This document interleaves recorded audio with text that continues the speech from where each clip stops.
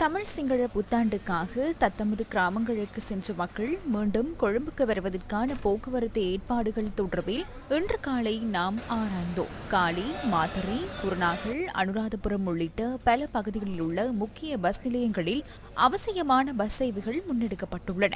பயணிகளின் தேவைக்கேற்ப இன்று முதல் 21ஆம் தேதி வரை அதிக அளவான பஸ்களை சேவையில் ஈடுபடுத்த திட்டமிட்டுள்ளதாக இலங்கை போக்குவரத்து சபையின் போக்குவரத்து பிரதி முகாமையாளர் THRT சந்திரசிறி தெரிவித்தார். இதற்கமைய இந்த போக்குவரத்து சேவைகள் பிரதானமாக கொழும்பு, மகரகம, கடவத்தை பகுதிகளை மையமாக கொண்டு முன்னெடுக்கப்பட உள்ளன.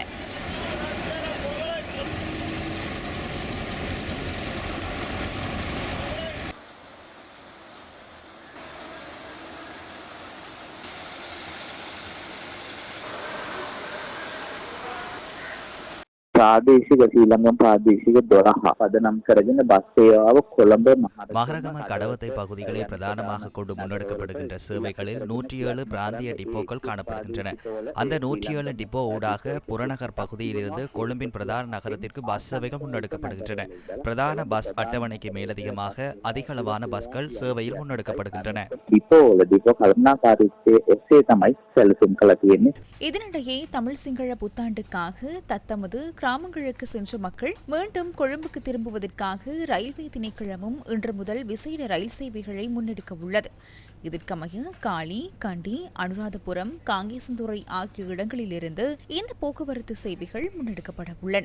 இதற்கிடையே இன்று அலுவலக நாள் என்பதால் வழமை போன்று அலுவலக ரயில் சேவைகள் முன்னெடுக்கப்படும் என ரயில்வே திணைக்களம் தெரிவிக்கின்றது.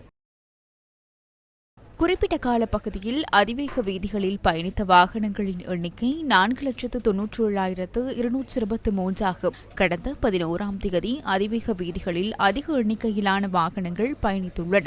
அன்றைய தினம் 1,63,541 வாகனங்கள் பயணித்துள்ளதுடன் 5,46,66,450 ரூபாய் வருமானம் ஈட்டப்பட்டுள்ளது.